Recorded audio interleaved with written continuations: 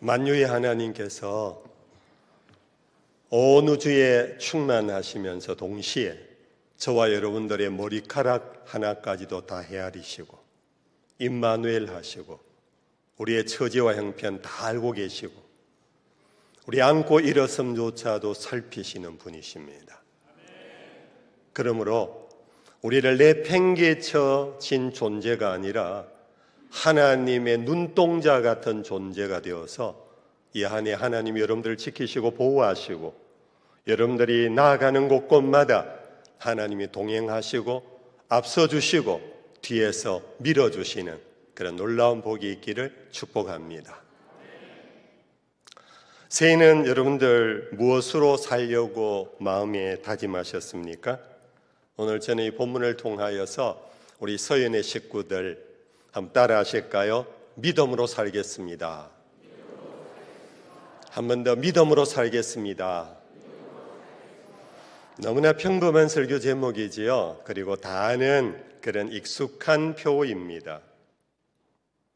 그럼에도 불구하고 제가 2025년도 이 좋은 교회 성도들이 믿음으로 살겠습니다 하는 각오를 다시 한번 깊이 가졌으면 좋겠다 싶어요. 여러분들, 믿음이 뭘까요? 우리 다 믿음이 있기 때문에 여기 와서 예배하지요? 근데 우리는 믿음으로 사는 게 없을 때가 많아요. 믿음은 예수가 누구신가요? 하는 질문 앞에 예수는 그리스도시요 살아계신 하나님의 아들입니다라는 교리적 동의와 승인이 믿음의 매우 중요한 요소이지만 동시에 우리 입의 시인과 머리의 동의와 함께 우리의 시선과 우리의 몸이 주 대신 그리스도를 향하여서 바라보는 것, 그것이 믿음이에요. 누구를 바라본다고요? 예수를 바라보며 사는 것. 우리는 지금까지 살아오면서 예수님을 바라보며 살아왔는가라는 이 쉬운 질문 앞에 사실은 답하기가 어려워요. 불안해져요. 부끄러워져요. 믿음으로 52주를 와서 주일 예배를 지켰고 믿음으로 교회에 맡긴 직분에서 충성을 했고 믿음으로 내가 선한 일에 동참을 해온 것이 1년, 2년이 아닙니다. 수십 년입니다.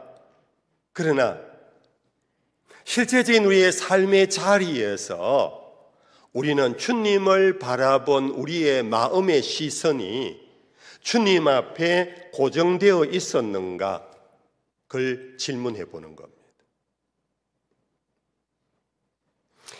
오늘 보면 믿음의 주여 또 온전케 하시는 이인 예수를 바라보자. 예수가 믿음의 주예요. 믿음의 주인은 내가 아니에요.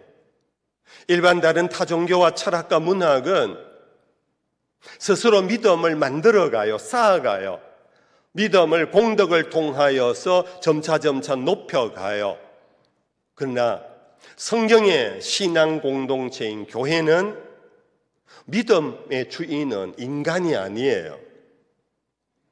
하나님의 은혜로 우리가 믿게 되었어요. 인정하시면 아멘. 그러므로 그 믿음을 우리에게 주신 분이 믿음의 주인이에요. 그러므로 나에게 믿음을 주신 그분을 바라봐야 돼요. 그때 또 그 믿음의 주인 되신 예수님께서 우리를 어떻게 하시느냐? 또 온전케 하신다고 그랬어요. 우리의 믿음을 온전케 하신다. 사실 여러분들 외람된 표현일지 모르겠지만 우리의 믿음은요 조석지변으로 바뀌잖아요. 인정할 수밖에 없는 것 아니겠어요? 조석, 아침 조자와 저녁 석이에요. 아침과 저녁이 내 믿음의 태도가 달라요. 믿음의 모습이 달라요. 하루에도 내 믿음이 요동쳐요. 왜 그런가? 그게 내 것이 아니니까 그래요.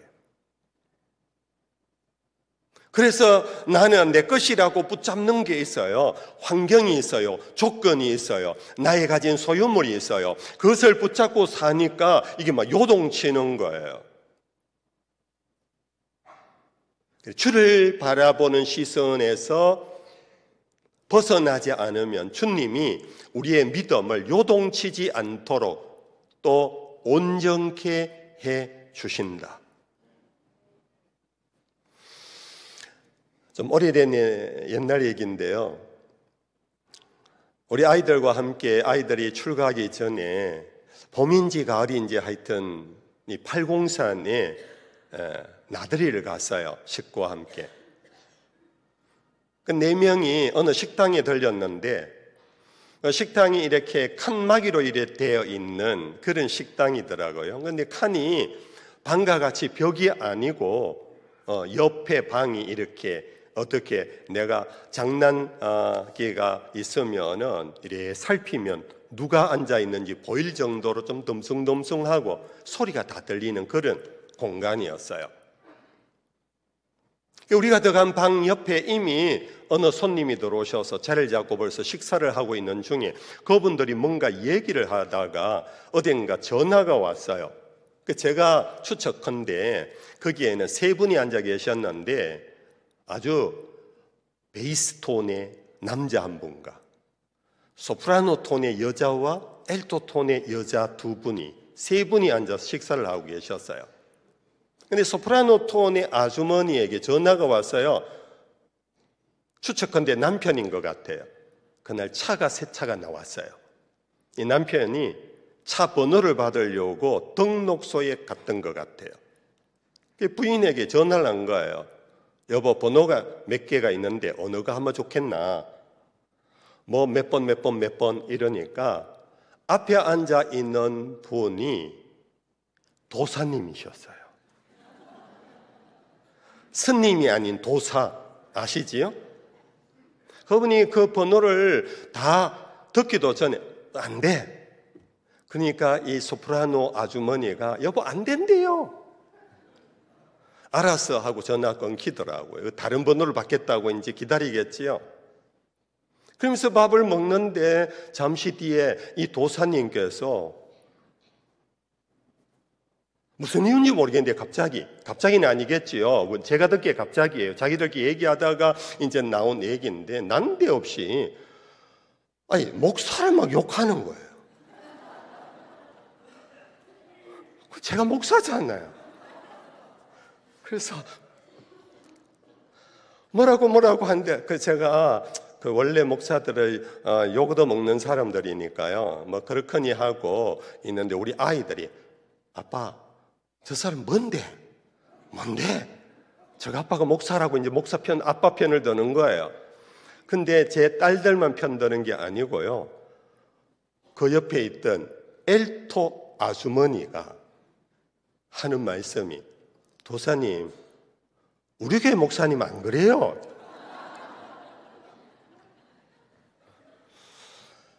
그 엘토 아주머니는 왜 거기 앉아 계신지 모르겠어요. 교회 다니는 것 같은데 친구가 차 번호 받으려고 도사님 찾으러 가는데 가작했는데 따라간 것 같아요. 뭐 친구니까 따라갔을 수는 있는데 그분이 여기 계시진 않겠지요. 걔도 속으로 그랬어요. 아따, 교회 다니는 사람이 도사하고 앉아서 밥은 먹는 거는 참 마음이 안 들지만은 자기 교회 목사는 안 그렇다 편 들어주니까 조금 낫네 그랬어요. 제가 지난 연말쯤 오니까 우리나라에 사고도 나고 사회 정치적 상황이 어려우니까 우리 모두의 표정이 조금 굳어져 가서 제가 조금 펴주려고 제가 말씀을 드리는 건데 동시에 이 새해가 되면요 많은 분들이 주술에 빠져요. 점치러 가요. 근데요 제가 방금 얘기한 것처럼 교인들도 가더라는 거예요. 제가 목회하면서 교인들이 집을 샀어요. 교회에 찾아왔어요. 목사님, 저희 이사를 언제 하는데 저희 집에 입택 감사 예배를 드리고 싶은데 목사님 되시겠습니까? 예, 축하합니다. 미리. 예, 그랬더니 목사님 그러면 날 잡히면 연락드릴게요. 뭐 그냥 목사님 시간 언제 되십니까? 지금 여기서 그냥 정하면 되잖아요. 나를 왜 잡아요? 이게 뭔가 모르게 벌써 오랫동안 우리 한국인의 정서 속에 담겨져 있는 의식, 문화, 종교심, 거기에서 아직 완전히 벗어나지 못하신 분들이 교인들 가운데도 더러 많이 계시더라고요. 한번 더 따라합시다. 믿음의 주여, 온전케 하시는 예수만 바라봅시다. 여기에 예수만 바라봅시다 하는 이 말은 NIV라는 영어 성경에서 이렇게 번역되어 있어요. Let's go 갑시다 이런 거잖아요. 우리 함께 갑시다. Let's fix 고정시킨다는 거예요. Fix our eyes, 우리의 눈을 어디에? On Jesus, 예수 위에 고정시킵시다. 픽스한다라는 것은 여러분들 못을 박는 것과 같아요. 그거 흔들리지 않도록 굳게 박으세요.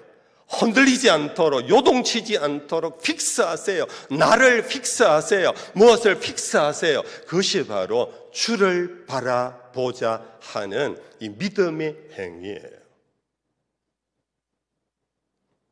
여러분들, 하나님이 당신의 형상으로 만든 아담과 하와가 왜 타락했나요?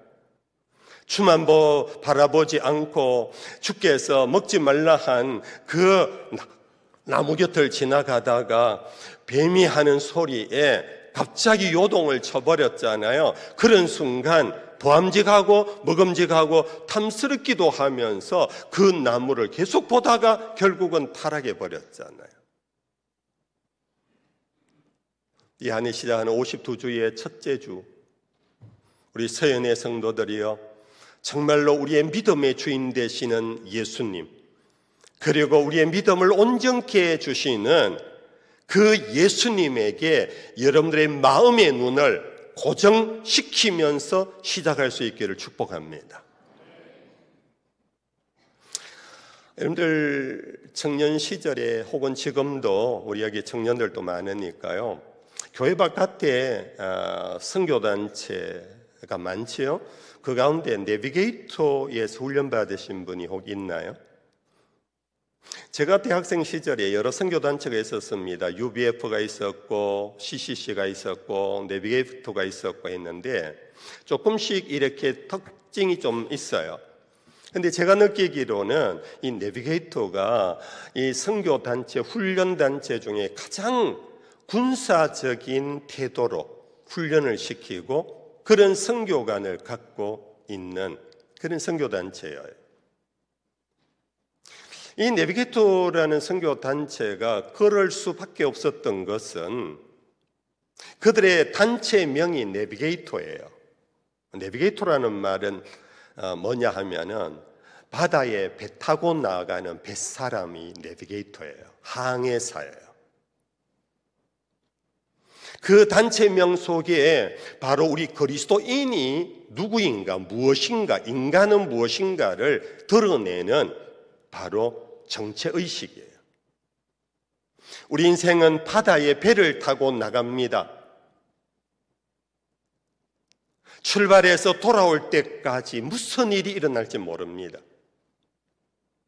그 바다가 어떤 사람에게는 동해 한 바퀴 돌고 일찍 돌아오는 사람도 있고, 나아가서 태평양을 넓게 돌면서 돌아오는 인생도 있고, 어떤 인생은 파나마 운하를 지나서 대서양까지 돌아서 아프리카를 돌아 인도양을 거쳐 남태평양을 거쳐 드디어 마침내 세계 일주를 하고 돌아오는 인생도 있습니다.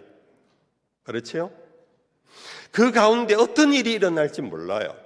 그래서 배를 타고 나가기 전에 뱃사람은요, 훈련이 굉장히 중요해요. 체력의 훈련, 배멀미를 하지 않는 여러 가지 훈련, 여러 가지 어떤 재난에 대한 응급 대처 훈련, 그런 훈련이 있어야 먼 항해를 무사히 그리고 성공적으로 마치고 오는 거지요. 이 선교단체의 내비게이터라는 이름의 의미가 그거예요. 여러분들, 나는 누구인가라는 정체감에 따라 사람들의 살아가는 방정식이 각기 달라요. 나는 주님의 어린 양, 이런 사람은요, 그냥 순수하게 보면 주님 앞에 다 맡깁니다. 푸른 초장 실만한 물가로 인도해 주세요 하고 주님의 품만 막 찾는 정말로 귀엽고 순진한 연약한 양처럼 살아가는 사람도 있어요. 그러나 이 내비게이터라고 여기는 사람은 그렇게 못 살아요. 스스로 개척해 가야 돼요. 풍랑을 헤쳐가야 돼요. 어떤 난관도 뚫고 가야 돼요. 그게 인생이다 싶은 사람은 그냥 곱게 예쁘장하게 점잖게 있지를 못해요. 자기 훈련을 하게 되지요. 저는 2025년도를 시작하는 이 첫머리에 우리 서영교회 성도 여러분들이요, 여러분들은 물론 한 마리의 어린 양입니다. 하나님이 여러분들을 품에 안고 푸른 초장 실만한 물가로 이끌어 가실 것입니다. 그러나 동시에 여러분들이요, 이 새해는 정말 총체적 위기 상황입니다. 경제 문제, 교육 문제, 사회 문제, 특별히 여러분들 우리 서영교회 교회 문제, 이러한 상황에서 여러분들이 승리자가 되려면, 이러한 상황에서 여러분들이 세상을 이기고 나가려면은 여러분들 치열한 믿음의 각오가 돼 있어야 돼요. 세상은 치열하게 우리에게 공격해 오고 치열한 광풍으로 우리를 엄습하려고 하고 있는데 우리는 전혀 준비하지 않고 준비가 돼 있지 않고 그냥 막 세상 그럭저럭 살아온 것처럼 살지 뭐, 이렇게 하면 우리는 최후의 승리자가 되지 못합니다. 새인의 성도 여러분들이요, 믿음의 주여 또 온전케 하시는 예수에게 여러분들의 마음의 눈을 픽스하시기를 바랍니다. 고정시키기를 바랍니다. 거기에서 떠나지 않기를 바랍니다. 세상에 여러분들의 마음의 눈을 빼앗아가려고 유혹하고 충동질하고 온갖 거짓과 이상한 것으로 여러분들을 흔들어 놓아도 여러분들은 예수에게 마음을 둔 그 마음을 잃지 않기를 바랍니다. 그럴 때 여러분들은 정말로 이 세상에서 승리할 수가 있을 것입니다. 저는 여러분들이 새해를 열면서 이 첫 주일에 제가 얼핏 느끼기에 오늘 첫 주일이라고 그런지 2부 예배 수가 조금 더 많은 것 같아요. 다음 주는 더 많아지기를 바랍니다.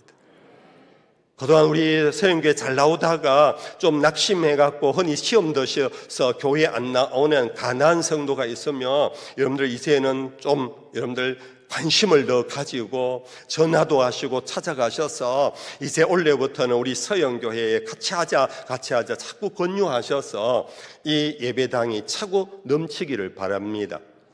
아무튼 오늘 첫 주일이라고 여러분들이 와서 예배를 드리는 나름의 이유 중에 하나는 아주 순진하고 소박한 이유가 있을 겁니다. 내가 아무리 바빠도 첫 주일에 하나님 앞에 와서 예배를 드려야지 이 한 해 하나님과 동행할 수 있는 거 아니겠나, 하나님이 은혜 주시지 않겠나, 그런 마음으로 여러분들 드릴 수 있어요. 이것 여러분들에게 아주 소중한 믿음의 모습입니다. 이 믿음 잃지 않기를 바랍니다. 제가 범어교회에 1995년 5월 30일에 부임을 했어요. 얼마 되지 않아서 그때 제 나이가 38입니다. 우리 범어교회에 원로 장로님 한 분이 계셨는데 연세가 춘추가 80이 넘으신 분이세요. 이분이 손자와 손부 며느리와 정손자 갓난 아기를 데리고 사택으로 찾아왔어요. 그래서 아이고 장로님 웬일이세요? 맞이했어요. 80 넘으신 어른이니까 이래 허리도 좀 굽어지시고 이래 몸이 이렇게 자유롭지를 못하셔서 손자가 데리고 이래 왔어요. 목사님 바쁜데 제가 와서 방해하지요. 아유 아닙니다. 제가 온 것은 우리에게 손자가 아들을 낳았는데 제 인대는 첫 정손입니다. 그래서 목사님에게 축복기도 받으려고 왔습니다.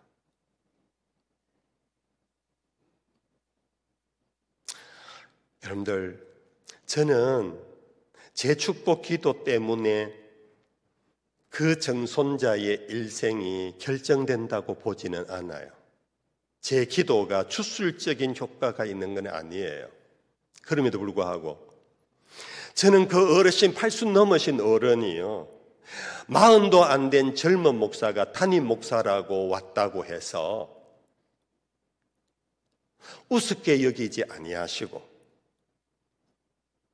우리 젊은 목사님도 하나님이 보내주신 하나님의 종이다. 그런 믿음으로 신뢰를 갖고 정손자를 데리고 와서 축복해달라고 하는 그 마음이 너무 고마웠어요. 제가 범어교에 올 때 사실 이런저런 얘기를 많이 들었거든요. 목사님 범어교에 가지 마세요. 가지 마세요. 왜 가지 말라 한 얘기는 안 할게요. 그런 일이 좀 있었어요. 근데 제가 하나님의 보내셨다라는 확실한 제가 마음의 증거를 갖고 교회에 부임을 했는데 그 어른이 정손자 갓난 아기를 데리고 와서 저희에게 축복 기도를 부탁한 그것이 제가 지금까지 범어교회를 떠나지 않고 섬기게 된 동기 중에 하나였어요.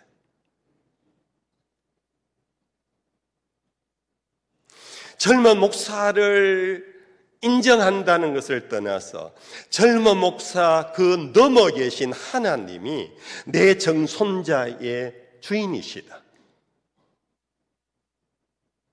그것을 믿고 있는 할아버지 그리고 손자가 가자 해서 그 아들이 손자가 정손자를 데리고 와서 기도 받겠다고 하는 그 태도.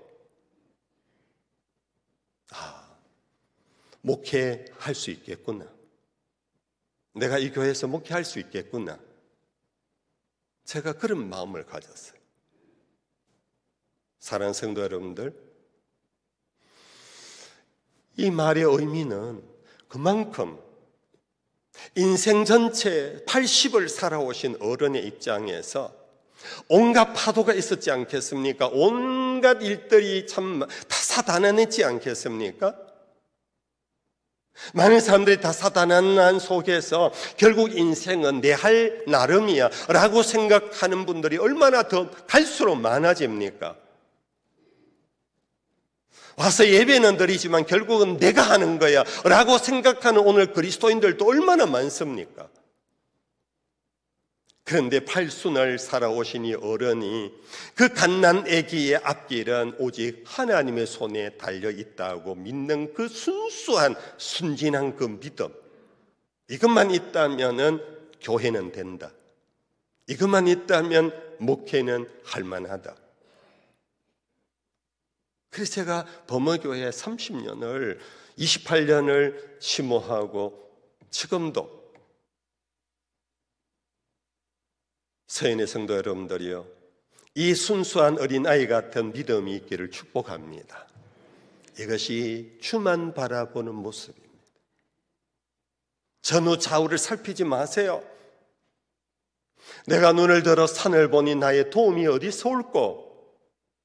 이것이 막 산들을 바라보면서 이 산 저 산 어느 산이 영험이 있을까? 어느 산에 가서 제사를 드릴까? 그런 의미도 있고요. 그 산은 당시에 힘 있는 방백 권세자를 의미해요. 사람들은 어려움이 닥치면 막 찾잖아요. 동분서주 하잖아요. 이 일을 도와줄 사람이 누가 있을까? 이게 시편의 그 시적인 표현이에요. 내가 눈을 들어 산을 보니 나의 도움이 어디서 올꼬? 답하십시오. 어디서 옵니까? 천지를 지으신 여호와에게서로다. 할렐루야. 오늘 찬양대가 부른 찬양의 가사가 그거예요. 만유를 지으시고 만유 가운데 계신 하나님, 그 만유가 아무리 태산이 높다 하되 하늘 아래 산이라는 하나님에게 내 마음을 고정시키고 이 다사다난했던 지난해 연말을 넘어 이 새 정말 예측 불가능한 이 시대를 시작하면서 내 눈을 예수에게 고정하자. 내 믿음을 온전케 하시는 내 믿음의 주인 되신 은혜를 주시는 그분에게 내 마음의 눈을 고정하고 시작하자. 그렇게 되기를 축복합니다. 이제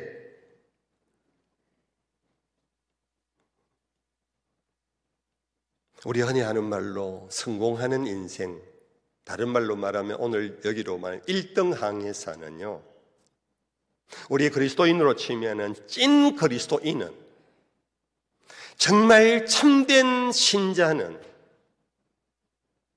이미 항해를 할 바에는 어디로 가야 되느냐? 창파에 배를 띄우십시오. 제가 어릴 때는요, 여름 방학이 되면 부잣집 아이들은요 새카맣게 해갖고 와요. 해수욕을 갔다 와가지고.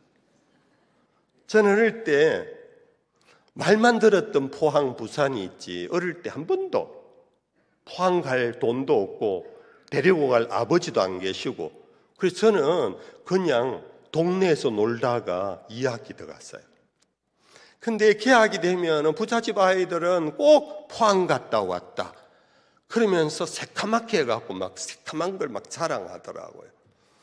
제가 나중에 조금 철들어서 제가 이제 포항을 갔더니요, 그 친구가 갔다 왔다는 데가 어디냐? 환여 횟집에 물회 먹고 온 것 같아.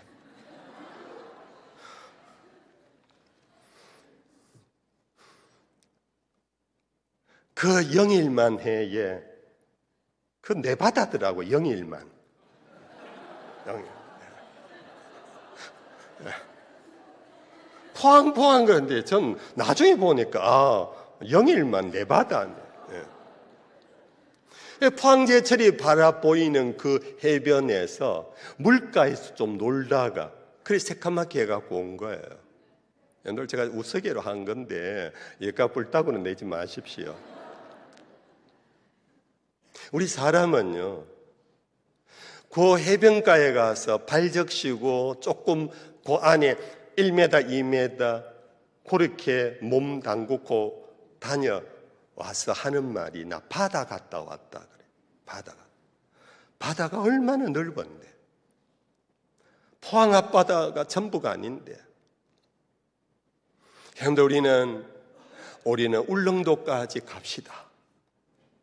지금 가자는 얘기가 아니고, 포항 앞바다 갔다 와갖고 나 바다 갔다 왔다 소리 하지 말자는 겁니다. 우리 인생이 더 나아가서 태평양도 갑시다. 더 나아가서 태평양 안에 갇히지 말고 요즘 자꾸 얘기 나오는 파나마 운하를 거쳐 대서양까지 돌아서 사우스 아프리카의 케이프타운을 돌아서 인도양을 거쳐서 세계 일주하고 와야 찐 바다 사람이 돼요. 해군사관학교 4년 훈련을 마치고 마지막 훈련이 뭐냐 하면은 여러분들 세계 일주예요. 동해의 파도가 다르고 태평양의 파도가 달라요. 대서양의 파도가 달라요. 인도양의 파도가 달라요. 그 온갖 바다의 파도, 온갖 바다의 여러 환경을 다 겪어봐야 이 나라의 바다를 지킬 수 있는 해군이 될 수 있지 않겠어요? 마찬가지로 오늘 우리 그리스도인들이 내비게이터 항해자라면 우리가 부른 찬송, 찬양대가 부른 찬송처럼 하나님은요, 이 남산동만 지어 놓은 게 아니에요. 이 한반도만 지어 놓은 게 아니에요. 지구를 지어 놓으셨어요. 아니, 별과 해를 지어 놓으셨어요. 창세기 1장에 하나님이 당신의 형상과 당신의 모양으로 사람을 만들고 그들에게 복을 주어 가라사대 생육하고 번성하여 땅에 충만하라. 생육하고 번성하여 땅에 충만하라는 것은 온 땅으로 가서 하늘에 나는 것과 땅에 기는 것과 모든 것을 너희들은 정복하고 다스리라 그랬어요. 오늘 이 자리에 있는 우리 젊은이들이요, 여러분들에게 도전합니다. 대구가 여러분들에게 주신 하나님의 전부가 아닙니다. 물론 대구에서 나서 대구에서 평생 사시다가 가도 여러분들의 마음은 한반도를 품으십시오. 그리고 전 세계를 품으십시오. 3000년 전에 고대인들, 바로 이스라엘 유대인들은 시편에 보면요, 그들은 산 넘어 무엇이 있는지도 모르는 시대였어요.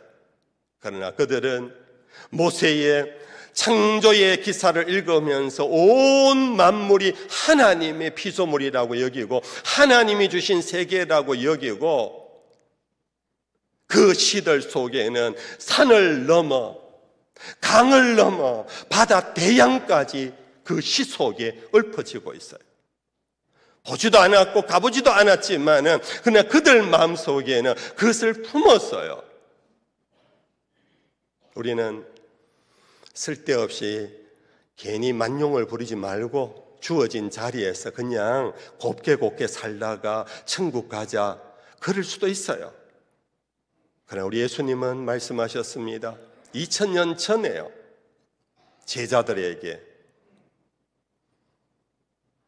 하늘의 권세와 땅 위의 권세, 모든 권세를 아버지가 나에게 주셨은즉 내가 너희에게 명하노니 가라, 모든 민족에게로 가라, 그들을 제자 삼아라, 아버지와 아들과 성령의 이름으로 세리를 주고 내가 너희에게 분부한 모든 것을 가르쳐 지키게 하라.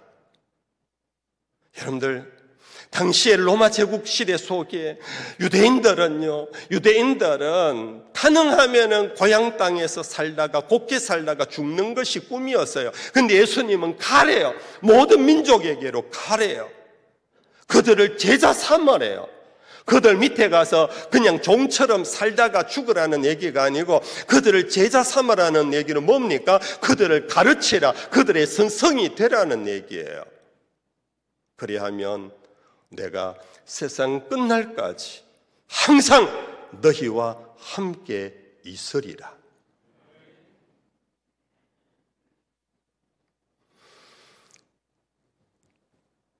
저는 제 인생 길지는 않지만 우리 어르신들 앞에 죄송합니다.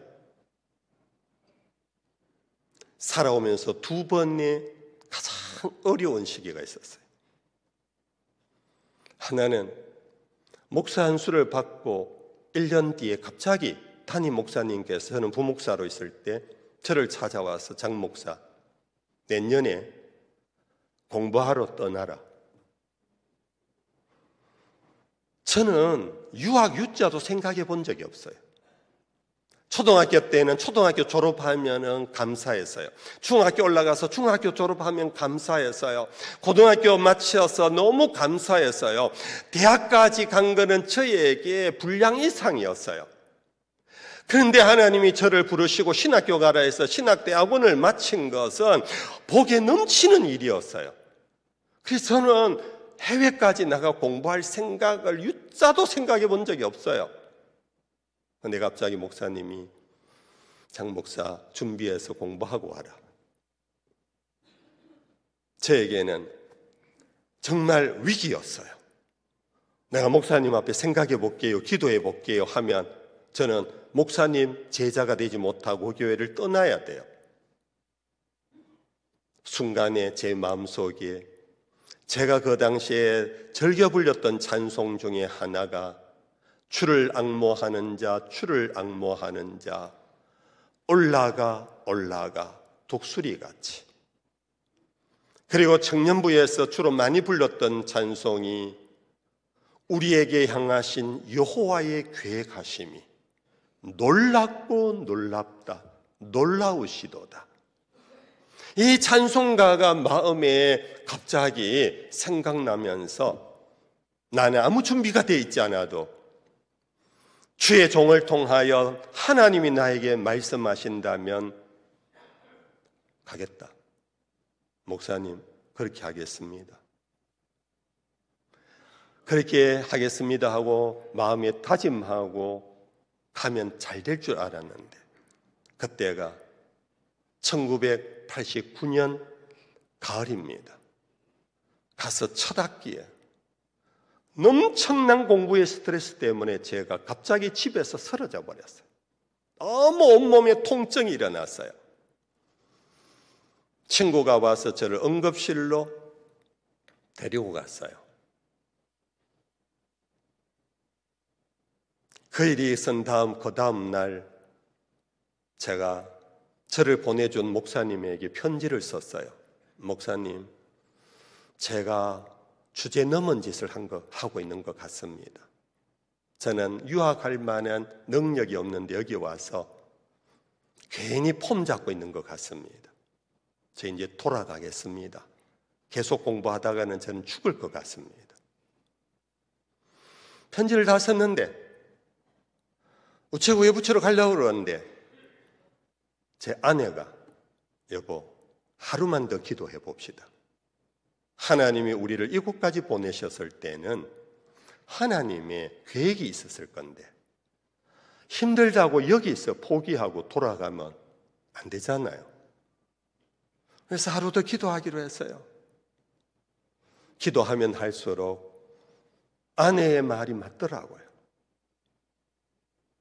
그래서 제가 버티고 5년을 버티었어요.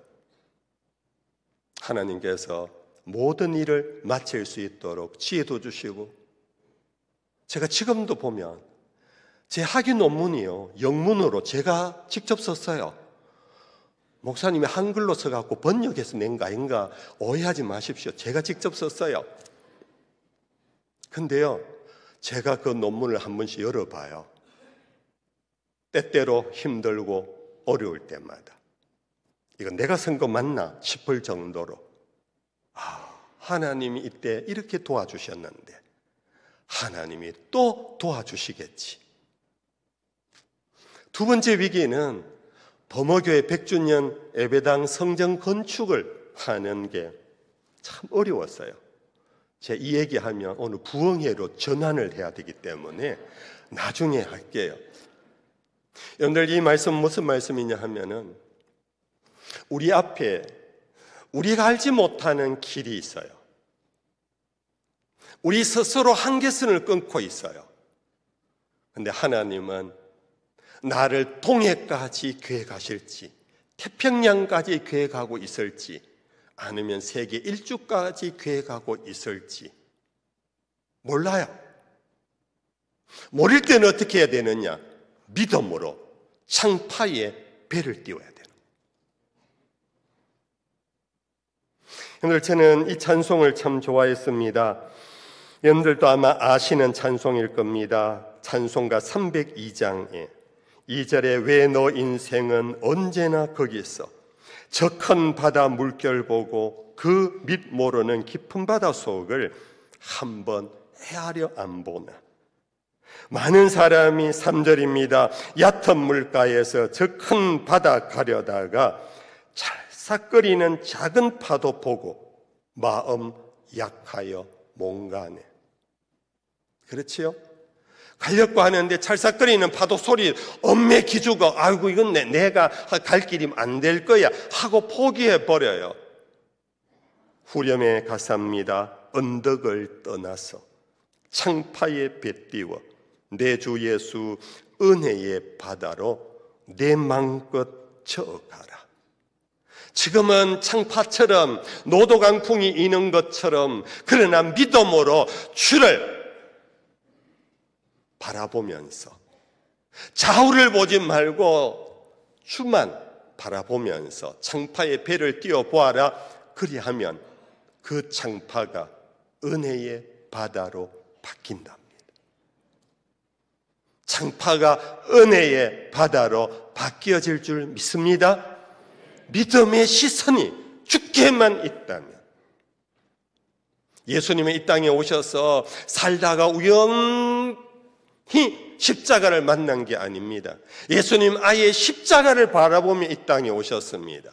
여러분들, 우리들도 고요한 바다로 그 바다를 향해서만 가지 말고, 우리도 여러분들 수준을 좀 높입시다. 믿음의 수준을 좀 높입시다. 창파에 여러분들 시선을 올립시다.